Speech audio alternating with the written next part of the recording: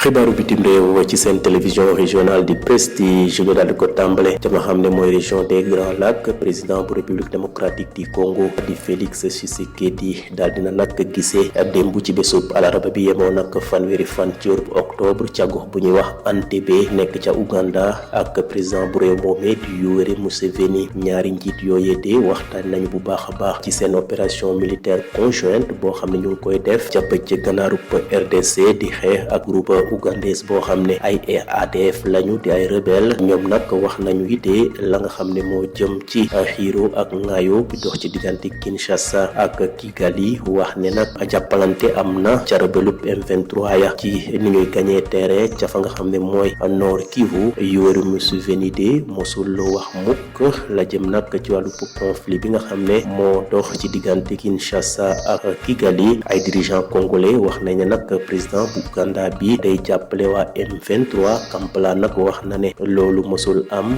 ndax Kinshasa ak M23 seen xeex ya de la nga xam ne moom la Uganda xam daal mosu ca ànd waaye nag bëgg na jàmm am ca fa nga xam ne mooy gox boobee. Félix Tshisekedi nag daal dinañu gisee moom ak Yoweri Museveni waaye kenn waxul li jëm ci mbiru Kinshasa ak Kigali. waaye daal ci gàttal kii di Yoweri Museveni wax na ne waxtaan ba nga xam ne amal nañ ko nekk na lu am solo te yaakaar nañ ne daal li jëm ci wàllu jàmm dinañ ko gis ca région des Grands Lacs. kii di Félix Tshisekedi it de daal dina jóge Entebbe wax ne daal mu ngay dundee yaakaar ca la nga xam ne moom la ñu waxtaanee ñu daal di ko dëggal ca fi nga xam ne moom mooy ci gox boobee.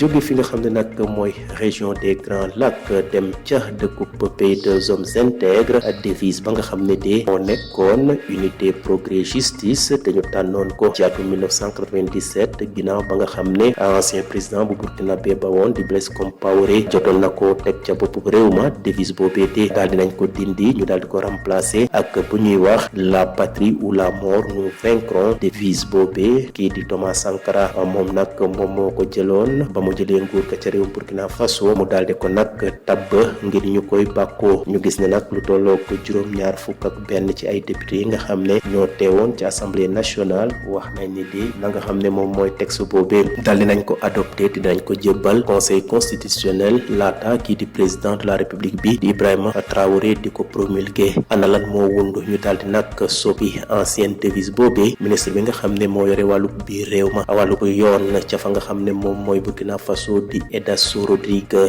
Bayala wax na ne de la nga xam ne moom mooy soppi ba daal gis nañ ne wareef la te wax nañ ne de nit ña nga xam ne ñoo nekk ci Burkina Faso dañuy faral di ndamu ni mel. wax nañ ne nag su nekkee ne soppi nañu devise ba indi ni bi nga xam ne moom la Thomas Sankara jëmmaloon loolu nag wareef la ndax ñoom de saa ñu doon àddu sax loolu dañ daan yëkkati comme devise. jeexalee xibaaru bitim réew yi ca fa nga xam ne moom mooy Asie Pacifique. Corée du Nord tey ci bésub alxames gi yemoo ko fanweeri fan ak benn ci weeru octobre daal dinañu nag amal ab tir missile balistique intercontinental ngir nag gën a dëggal seen taxawaay ci li jëm ci wàllu nucléaire. ginnaaw bu ñu defee ni mel Maison Blanche daal dina nag ñaawlu jëf ji nga xam ne Corée du Nord jëf na ko te wax nañ ne nag ñoom ñu ngay violer la nga xam ne mooy convention des résolutions bu conseil de sécurité des Nations Unies. ñu gis ne nag moom la ñi nga xam ne waa Corée du Nord njëkk a def ginnaaw bu ñu leen tuumalee ne de dañoo yónnee ay lim bu takku ci ay soldats jox ko waa Russie ngir ñu mën a jàmmarloo ak réewum Ukraine. Corée du Nord nag tey jii ci bésub alxames gi la daal di lancé li nga xam ne mooy missile boobee nga xam ne dafa bëgg a daal nit ñi bàyyee ko xel ci li jëm ci wàllu nucléaire. armée sud-coréenne mi nga xam ne moo détecté missile balistique boobee dañ ko lancé sax ca région bu Pyongyang jëmale ko ci mer bu est bu 7h10 jotee heure locale méngi woon ak 22h10 GMT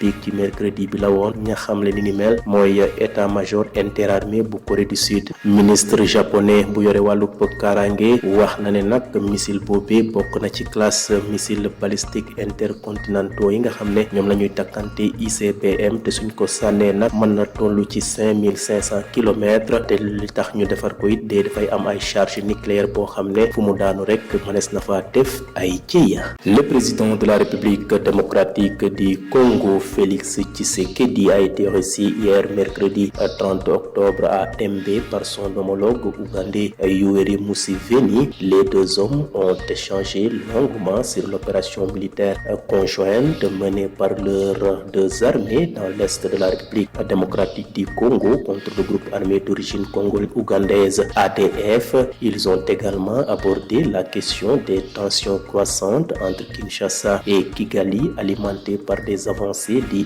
MP23 dans le nord Kivu. Yoweri Museveni n'a jamais pris position publiquement sur le conflit qui oppose Kinshasa et Kigali. Certains dirigeants congolais accusent même le président de l'Ouganda d'appuyer le M23. Kampala se défend et assure soutenir le dialogue entre Kinshasa et le M23, mais à l'issue de sa rencontre avec Félix Tshisekedi ce 30 octobre, il n'y a eu aucune mention de ce sujet sensible. En conclusion de leur échange, Yoweri Museveni a qualifié les discussions de très enrichissantes et très prometteuses autour essentiellement du processus de paix. Même ton optimiste du côté du président congolais Félix Tshisekedi qui repart d'Entebbe avec l'espoir que ce qu'ils se sont dit va se concrétiser et explique compter sur la sagesse de son hôte.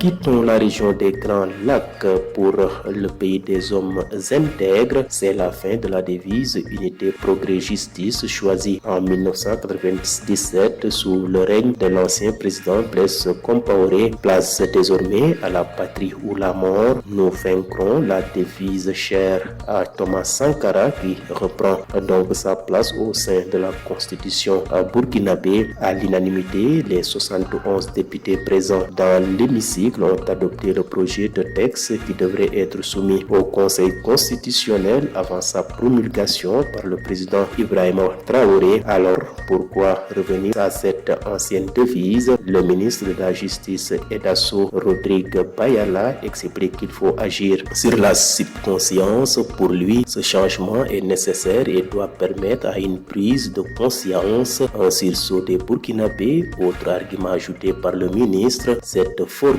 était déjà utilisée dans les discours officiels bien avant cette révision.